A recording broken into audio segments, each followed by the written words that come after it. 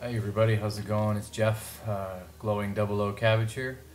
Back for another video of Round and Round number 3, where I play the music that I've been listening to. Cheers to everybody. I'm drinking a Heineken this evening. A little under the weather, I have a sore throat and just not feeling 100%, but I wanted to come on and make a video, you know? So, cheers to you, VC. As you can see, the beard is growing back quite rapidly. It's unbelievable. It's like a out of control weed, really. Okay, so I've been really lucky. I've been able to listen to a lot of music lately. And I just want to play or let you know what I'm playing in the background. Really lucky score. I got this for $1 of all prices. At this place, that really doesn't really quite know exactly what they have a lot of the time. They just kind of like, oh, that looks interesting, and they just make up a price, you know. Had they done their research, they would have known that this album by David Pritchard, Nocturnal, Earthworm Stew, is a very, very awesome album. It's actually the first album on Island by a Canadian artist. I think that's what I read before, but this was released in what is it? Where is the? I saw it here earlier. Something 80s, I think. But well, this album has everything. Really, it does. It has amazing electronic work and just really cool percussive style electronics, and also just really spacey out there ARP synthesizer work. The Synthy AKS synthesizer is what he uses. This is a killer album. I believe he's a Toronto-based musician, but this is great. This is on Island Records. There's a little close-up of the artwork, which I'm not really even sure what that is, but what a great album, and such a fantastic one to find for $1. I mean, geez, it's just amazing. Okay, so another album that I listened to just in the last couple of days, and shared it with some friends on Facebook who said that this was a lot like Miles Davis's Bitches Brew, but it's Joe Farrell's Bitches Brew, A Song of the Wind. Just look at that lineup. I mean, Chick Corea, Jack DeJohnette, Dave Holland, and John McLaughlin. John McLaughlin just soars on this. If you ask me, he doesn't play enough on this. Like, I don't know, it's just my personal taste. I love to hear John go. This is just an amazing jazz album that has a little bit of everything. I mean, there is one track on here called Collage for Polly that is just utter chaos. Not quite free jazz, but just weird jazz, but just so captivating at the same time. Joe Farrell, Song of the Wind on CTI Records. Wonderful artwork and stuff. This was released. This is a second release of this because it was previously released as CTI 6003. But just you have to hear this to believe it. I mean, I didn't realize when I got it that it was such a jazz staple. Like this is like a kind of like a classic, and this is a great album. Joe Farrell, Song of the Wind. Now this, I got this, as you can see, for $3, but this is Paul Horn's Dream Machine. And I was pretty much ready to write this record off, honestly. The first track, Undercurrents, just was not doing it for me. It was way too safe and way too, quote-unquote, cheesy. But every tune after, including like the title track, Dream Machine, wow, it was. This is just a killer album. Actually, there's so many breaks on this that I'm sure have been sampled. Yeah, and there's a guitarist on here by the name of Dean Parks, who is just fantastic. Like, it's really great guitar and very, very good funky, and all obviously flute-based funk. You know, it's great. It's really, really fantastic album. I was surprised. And it's on, and the reason why I picked it up, aside from the fact that it was $3, was because it's on the Mushroom label, and it's in perfect condition. So for $3, I couldn't leave it. I have a soft spot for Paul Horn, actually. I love his Inside albums where he does where he goes inside the Taj Mahal and the pyramids. I do believe I do believe someone was mentioning that. Maybe it was Fred a while back, but this is just this is a killer album too. I mean, geez, this was at a library book sale a while back for $2. I mean, on Impulse Records, Henry Butler, a blind pianist who is absolutely amazing. This is such a spiritual jazz killer album. Like I do believe that this album may be slept on. A lot of people know about it, but more people should, I think, you know.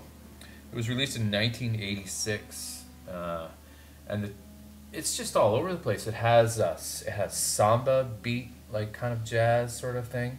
It also has Eastern and influenced jazz. There's a track on here called Afghanistan Theme that is just amazing. This is a fantastic album, and there's a really great, as always there is with Impulse Records, there's a really great write-up about Henry Butler. Five and Around. He does a write-up about every song, and I absolutely love it when musicians do that. It's just an incredible album. It really, truly is. And just the people he has playing with him are just like, let me see, where does he? Okay, personnel. Henry Butler on piano, Charlie Hayden on bass, Billy Higgins on drums, Freddie Hubbard on trumpet, Azar Lawrence on tenor sax, Steve Kajula on flute, and Jeff Clayton on oboe. And then there's a bunch of special guests, and he does a cover of a John Coltrane tune here. Sorry, was it John Coltrane? No, Giant Steps, yes, he does a cover of Giant Steps, sorry. Should have did my homework, people. Alright, only a few more records. It's 7 minutes. I like to keep these short. I got this record a while back. Where did I get this? I bought this through Second Spin, I believe, and this is an absolute stunner of an album by two of my favorite all-time musicians, Thurston Moore and Lauren Connors, on NSPY Records. Lauren Connors did the artwork, which pretty much fits the music wonderfully. This is incredible. Thurston Moore, guitarist, and Lauren Connors is also a guitarist, but this isn't just all guitar. It is like all the sounds are made by guitar, but I do believe, but they have a lot of percussion elements. It's just an incredible album. This was a Record Store Day release, I do believe. They're both side-long tracks. Sorry, I should have taken it out of the plastic, but the name of it is The Only Way to Go is Straight Through. Highly recommended if you just want something adventurous to listen to, because it's definitely adventurous. And my wife goes through phases where she really loves to listen to music, and she loves to listen to Simon and Garfunkel and ABBA, and I love that too. You know, it's great. I love that she likes to listen to music, and so we played this one here, Tracy Chapman, and she's a fantastic singer-songwriter. She really is. And a guitar player, really. And there's better songs than Fast Car, which is the one that she's most noticed for. But this was released in 1988 on Elektra, and it's a very common record, but it's a lovely record. I love it, really. This is a record that I picked up when Mike, Bostonian Reggie, was down visiting in my little humble abode of St. John, New Brunswick. And he saw this at Second Spin, and he's like, "You should buy that. Like, that's a great record." And it was a good price too. It was only like $15, I think. But Isotope 2017, The Unstable Molecule. I do believe some of the guys from Tortoise are in this band. But Archer Pruitt, thank you James Bond, Archer Pruitt, John McIntyre, who's in Tortoise, and C and Cake. But this is great. This is friggin' really, really great. I have to listen to it again.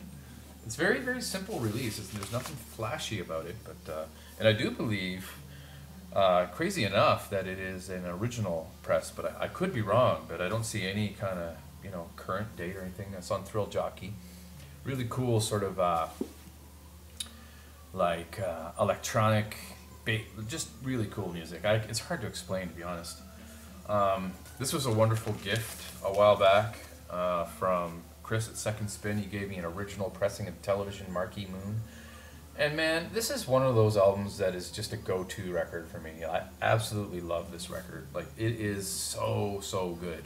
All of it too. Like, you know, you can tell that the guys are just feeling it when they recorded this album. And they probably knew that it was going to be something special, and it really truly is. Marquee Moon. This is the only thing I've ever heard by Television too. I should like investigate a little bit more. I know they came out with a live album a while back. But yeah, this is an original press,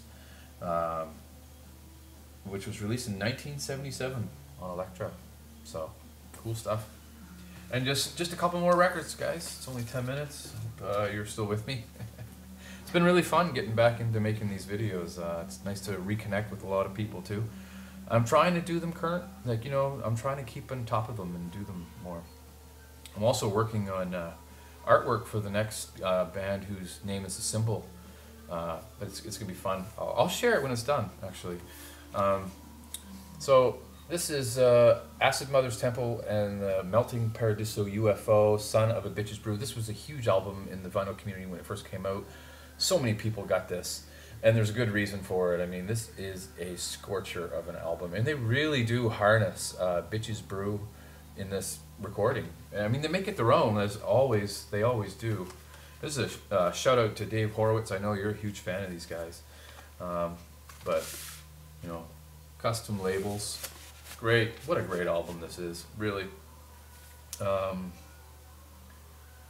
This is another one I have to listen more, because I find with Acid Mother's Temple and a lot of those really sort of abstract psych is what I would really call it, to be honest.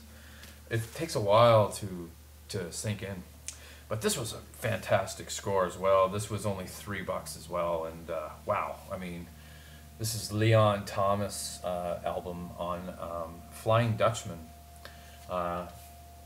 called Blues and the Soulful Truth. And you just cannot go wrong with Leon Thomas. I mean, even if it's not Leon Thomas that you really like, he surrounds himself with amazing musicians. So, and this is a gatefold. Sorry, here we go. And there he is there. This is in perfect condition. He just plays with so many different musicians on this that are just killer, like Pee Wee Ellis. Actually, I think the entire album is arranged and conducted by Alfred Pee Wee Ellis, who is this guy. That guy there. Anyways, wow, what a great album. My one and only Leon Thomas, but I will definitely seek out some more. Anyways, that's a little grab bag of what I've been listening to. Thank you so much for watching, everybody, and I'll be back soon with another video. Please leave some comments down there, and let's vibe. Let's talk. That's why I make these. I don't make them for myself. I make them for you guys. Take it easy.